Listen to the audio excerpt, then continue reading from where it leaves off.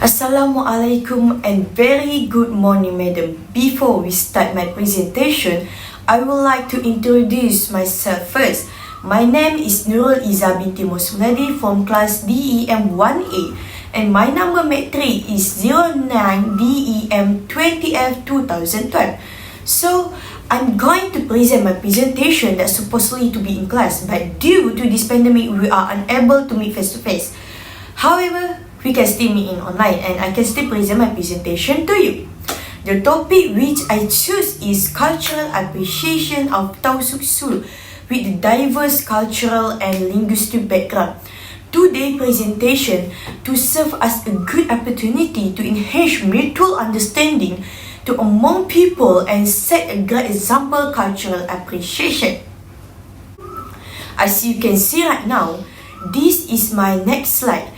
I have three objectives for this presentation, which is A. To respect and appreciate cultural diversity. B. To promote the understanding of unique culture and ethnic heritage. Lastly, C. To gain more knowledge in culture. Right now, this is my last slide. As you can see, I include 5 main points. So now, I'm going to explain one by one what does mean. So we're going to the first point, which is what is Tausug Sulu. So the Tausug, whose name means people of the current, represent one of the largest Islamic ethnic group in Sabah.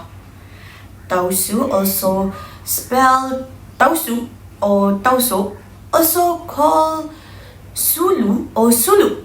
Anyway, in every place in Sabah, there is Sulu people, so it is easier to find them and know them.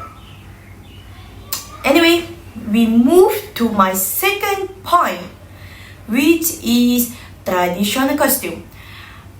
As you see right now, this is my traditional costume. The clothing of the Tausug is almost Arabic in design, and this is due to the great influence of Islam in this place.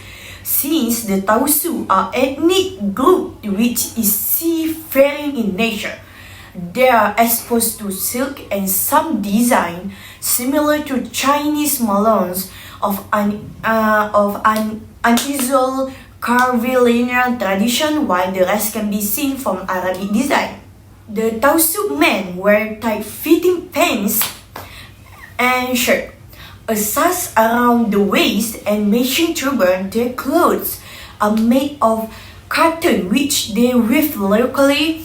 Sometimes men shave their hair or cut it to signify their social status. The women wear matching sarong of the Malay type. They wear breast accessories to their blouse. They use necklace and bracelet. Tausug clothing is remarkably beautiful as well.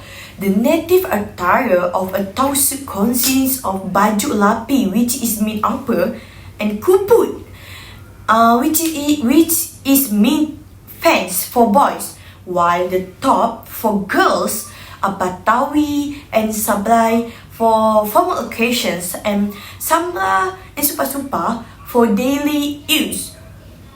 By the way, the pants for the girls are called sawal, which however has a different design that will fit the top. Okay. As you can see right now, I show you one of the example, my traditional costume. The name of the traditional costume is Batawi, also known as Baju Masipi. For me, it's the most beautiful of the aforementioned attires. It can be made out of velvet or silk. It is designed intricately to fit perfectly into anyone who wears it. The outfit is also jeweled with gold buttons, just like how you see as picture I show. Sawal is wrapped around the waist and secured by a belt. Over the Batawi and Shawwal is kindang, which is a piece of cloth with embroidered design and hang from the shoulder. It can also be wrapped around the waist, but you need to hold like this. Like the picture. So my next point is language. Language Tausug is called Sulu. Is an Austronesian language spoken in the province of Sulu. The Tausug language has some lexical similarities or near similarities with Sirigonal language of the province Surigao del Norte,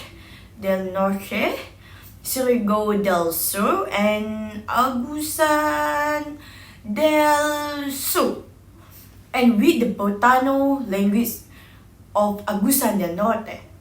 It has also some vocabulary similarities with Sugbuanon,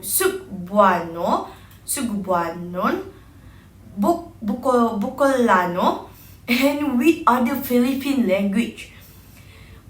But not just that, many Malay and Arabic words are found in Bahasa Sug. As you can see from my example, the two example is my language.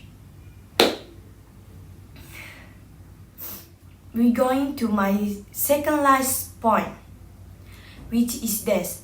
Right now, as you see from the picture, is my traditional dance. They are known for the Pangalay dance, also known as daling-daling, in which female dancers wear artificial elongated fingernails made from brass or silver known as janggai, and perform motions based on the Vidadari. Anyway, there's story behind our tradition dance, but it's just a myth that I heard. The Pangalay imitates the mythical Sarimanok bird, a reincarnation of a goddess who loved a mortal man. After the dance, she removes her nails and drops them to the ground, hoping that man will gather them and will claim her for his bride. But it's just a myth that I heard. Now we on my last point, which is my traditional point. As you can see from the picture, is one of my traditional food. The traditional food, this traditional food named Tula Itum. Tula, which means soup or stew, and Itum which means black. The soup's color came from the burnt coconut meat, which flavors the dish, making it unique from any other dish found in the Sabah. To make tula itum is easy, but it takes time. To make tula itum, cubes of beef are wrapped with a condiment called pamapa, a blend of burnt coconut paste and spice that may include pounded ginger and garlic. The beef is then braised with fried onion and garlic before turmeric, ginger, chopped galangal, and pounded bird's eye chilies or siling lumbayo are added. Cooking tula itum is usually communal activity among the menfolk. That's all for my presentation. Thank you for listening and watching my video presentation, and I'm truly sorry for my broken English, and I hope you can get something from my presentation, and I hoping that madam having a great day. Thank you, madam.